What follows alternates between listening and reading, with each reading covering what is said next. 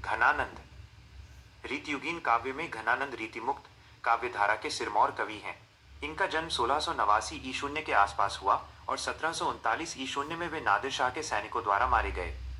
ये तत्कालीन मुगल बादशाह मोहम्मद शाह रंगीले के यहाँ मीर मुंशी का काम करते थे। ये अच्छे गायक और श्रेष्ठ कवि थे। किंवदंती है कि सुजान नामक नर्तकी को वे प्यार करते थे। विराग होने पर ये वृंदावन चले गए और वैष्णव होकर काव्य रचना करने लगे। सन 1939 में जब नादिर शाह ने दिल्ली पर आक्रमण किया तब उसके सिपाहियों ने मथुरा और वृंदावन पर भी धावा बोला। बादशाह का मीर मुंशी जानकर घनानंद को भी उन्होंने पकड़ा और इनसे जर जर जर 3 बार सोना सोना सोना मांगा। घनानंद ने 3 मुट्ठी धूल उन्हें ये कहते हुए दी, रज रज रज रज धूल धूल धूल। इस पर क्रुद्ध होकर सिपाहियों ने इनका वध कर दिया। घनानंद प्रेम की पीर के कवि हैं। उनकी कविताओं में प्रेम की पीड़ा, मस्ती और वियोग सब कुछ है। आचार्य शुक्ल के अनुसार प्रेम मार्ग का ऐसा प्रवीण और धीर पथिक तथा जबादानी का ऐसा दावा रखने वाला ब्रजभाषा का दूसरा कवि नहीं हुआ है। वियोग में सच्चा प्रेमी जो वेदना सहता है, उसके चित्त में जो विभिन्न तरंगे उठती हैं, उनका चित्रण घनानंद ने किया है। घनानंद वियोग दशा का चित्रण करते समय अलंकारों, रूढ़ियों का सहारा लेने नहीं दौड़ते। वे बाह्य चेष्टाओं पर भी कम ध्यान देते हैं।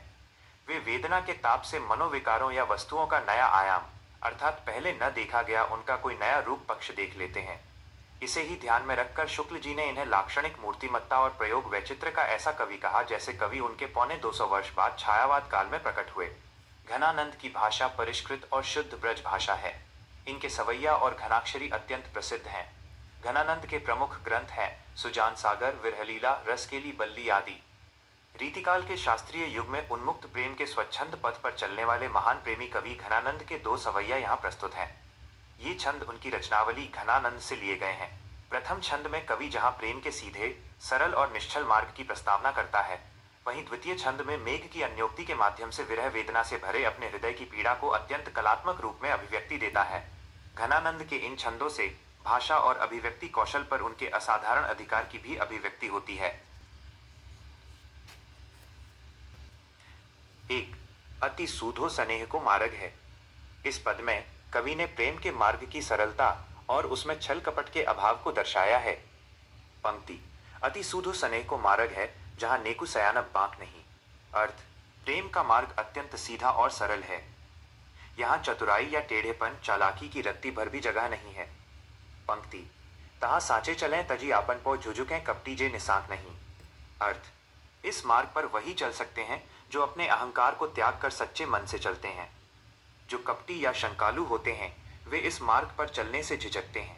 पंक्ति: घनानंद प्यारे सुजान सुनो यहाँ एक तय दूसरों आंख नहीं।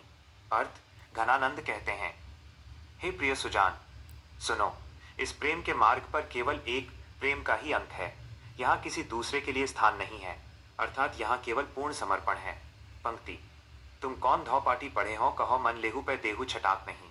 अर्थ: कवि उलाहना देते हुए कहते हैं कि तुमने कौन सी पढ़ाई पढ़ी है कि तुम मन भारी वजन हृदय तो ले लेते हो, पर बदले में छटाक बहुत कम वजन दर्शन भर भी नहीं देते। 2. मो अनसुआ नहीं लई बरसऊ। इस पद में कवि बादलों से प्रार्थना कर रहे हैं कि वे उनके आंसुओं को उनकी प्रियतमा तक पहुंचा दें। पंक्ति: पर काजही देह को धारी फिरो परजन्य जथारथ है दरसौ।